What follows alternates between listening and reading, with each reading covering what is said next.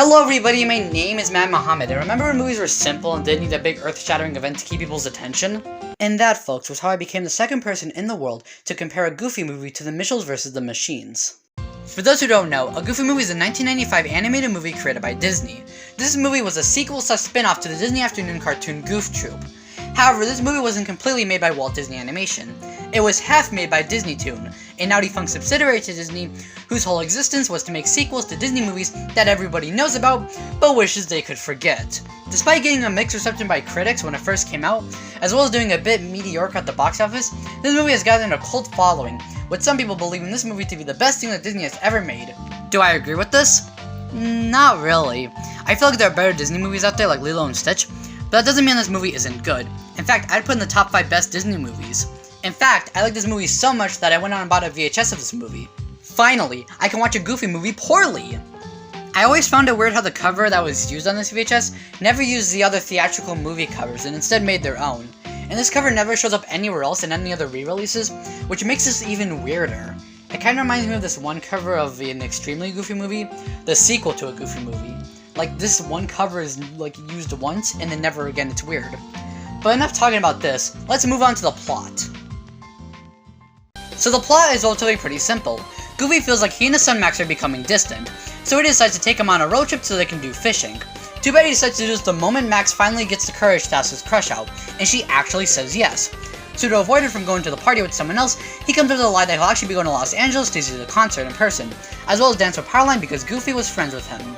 Yeah, sure. Roxanne doubts that his dad would actually take him to the concert because who would willingly go to Los Angeles? But he convinces her and now has to figure out a way to make his lie true.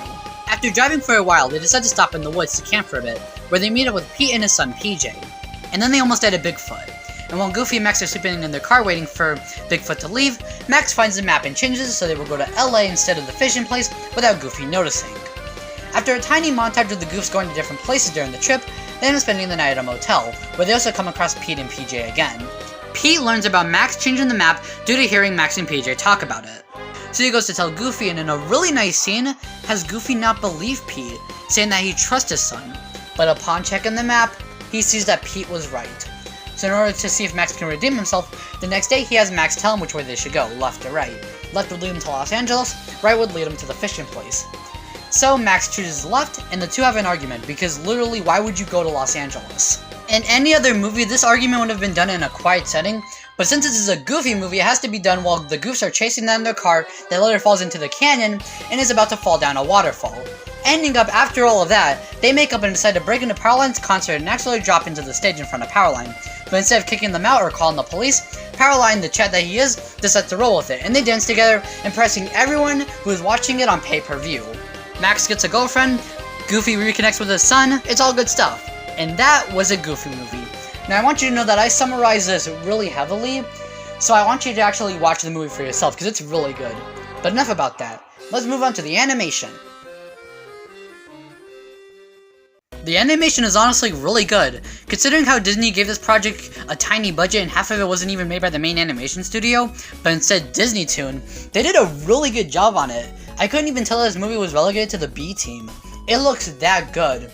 And the small budget did not affect the animators or the writers in creating a really good story.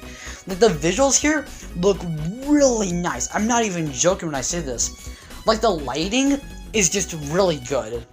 But to be honest, that's all I can really say about it. It's just really good. So I guess we have to go on to the pros now. First things first, the writing is amazing. Disney actually wrote teen characters realistically, which is crazy considering their horrible track record. I also like the pacing of this movie. It never feels like a scene is going on for too long, and by the time you think you might get sick of a scene, they move on. This helps the movie greatly considering how it's a road trip movie, and these movies can usually have really bad pacing issues. Wouldn't you agree, Internet? No, you. Alright then. Anyway, another pro is how they isn't afraid to have pieces of emotion in this movie, like the hot tub scene with Goofy and Pete. I love how Goofy doesn't believe Pete because he trusts his son and is trying to defend him. And this line is honestly just brilliant and amazing. You know, maybe Max isn't all the things that you think a son should be, but he loves me. Hey, my son respects me.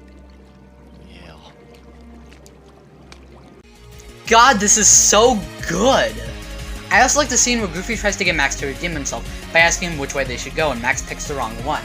In any other movie, Max would have said the right one, but in this one he doesn't, and that's what makes him such a good and interesting character.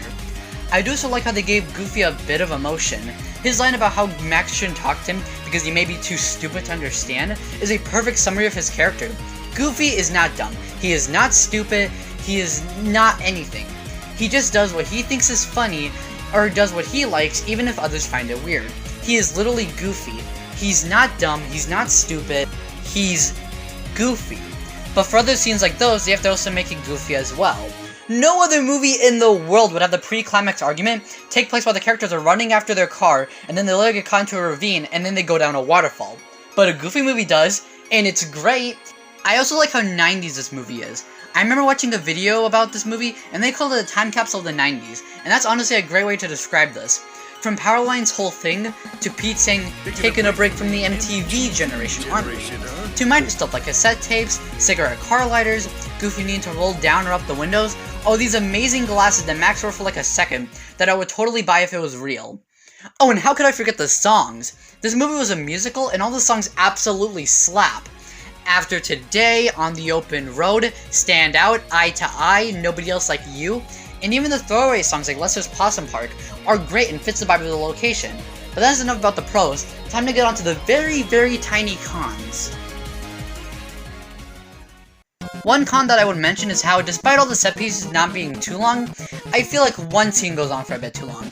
It's the Possum Park. I don't know, I just feel like it could have ended a second earlier, but Max does acknowledge this and gets us out of there. And to be honest, that's really it. Huh. I can't really think of any more cons. I guess I could get nitpicky if I wanted to, and feel like the build-up for the Powerline concert, only for it to be like a few minutes, could be seen as a bit underwhelming, though that might just be me. Plus, I'm not really interested in those types of bands, so that doesn't really intrigue me. But the songs were great. And yeah, that's really it. This is probably the least amount of cons I've ever had for a movie.